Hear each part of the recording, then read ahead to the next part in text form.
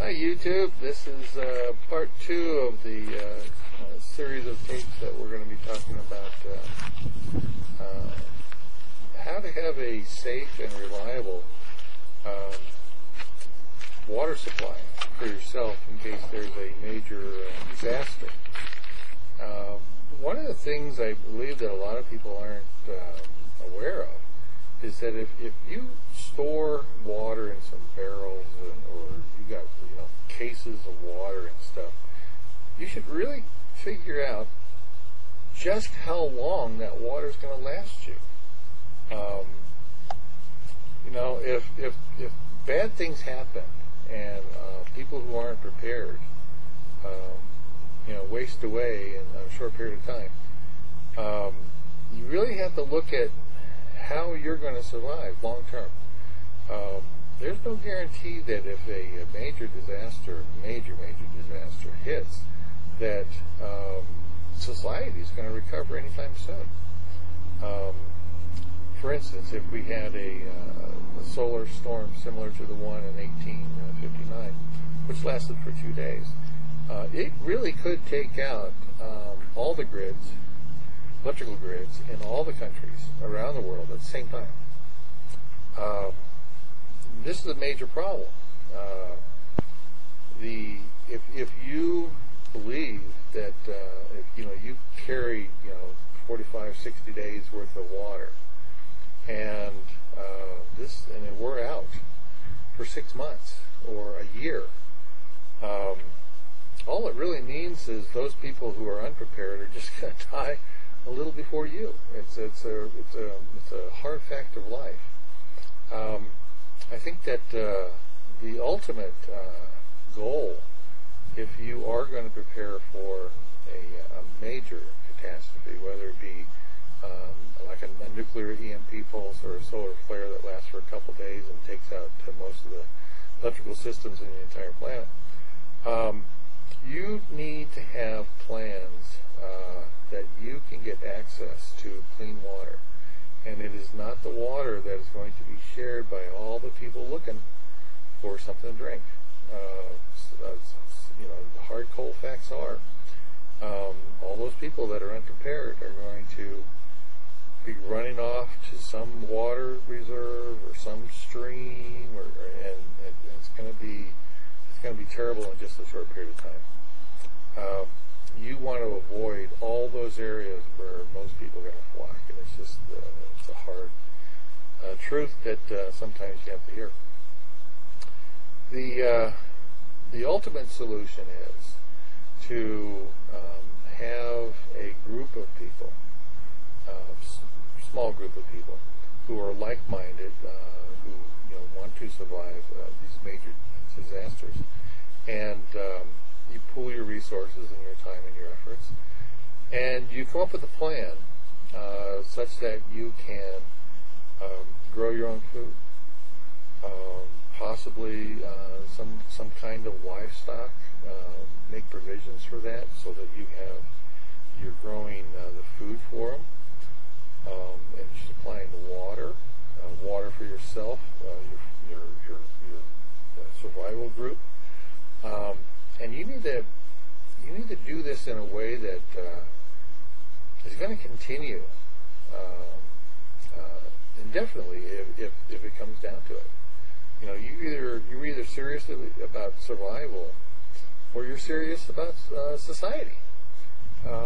If you go out and get a 45-day supply of food, what you're doing is you're counting on civilization. You're counting on society coming back. What if you're wrong? That's a hard truth to hear.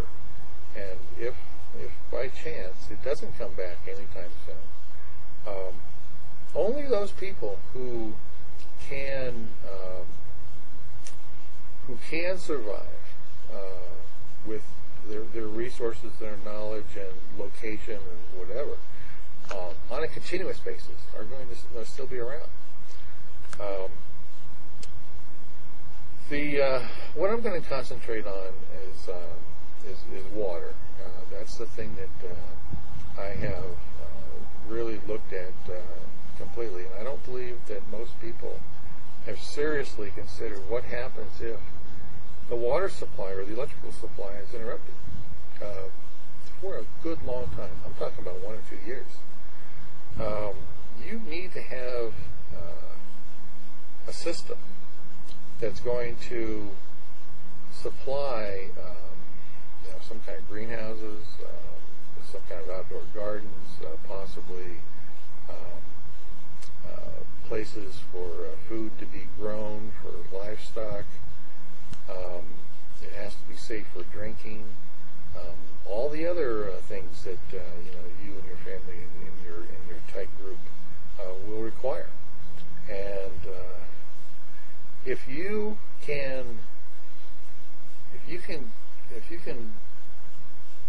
get a location and get all the things that you need in that location, some tight little place, then you and your group, and I'm estimating that you really need about 50 people to have security and a breadth of talents in order to maintain this kind of environment.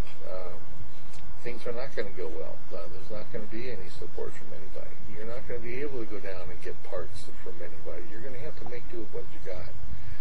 And if you can get this together and sustain yourself on some very small piece of land, whether it be 40 or 50 or 60 acres, something like that, and you have access to water and access to all the things you need in order to grow your own food and possibly either wood or some other form of energy source in order to maintain heat and all the other things required to live. Obviously shelters and stuff. The ability to store food after your storage of food is gone. How are you going to continue to store food? So even if you grow it, how are you going to store it over the winter? All these things have to be planned out. And what I have concentrated on is I've concentrated on one piece of that puzzle, and that is, how am I going to get a safe, reliable source of water? And what we have done here at Water 72 is we have made a simple air-powered well pump that goes down into an existing well, and it is powered by compressed air. And you can get the compressed air from a solar panel. You can get the compressed air by hooking a bicycle pump up to a compressor head. You can get it from wind vane of some kind that rotates some kind of drive shaft onto a compressor. All these things can be done. So brute force, just doing it yourself, turning the compressor wheel and getting water out of the ground.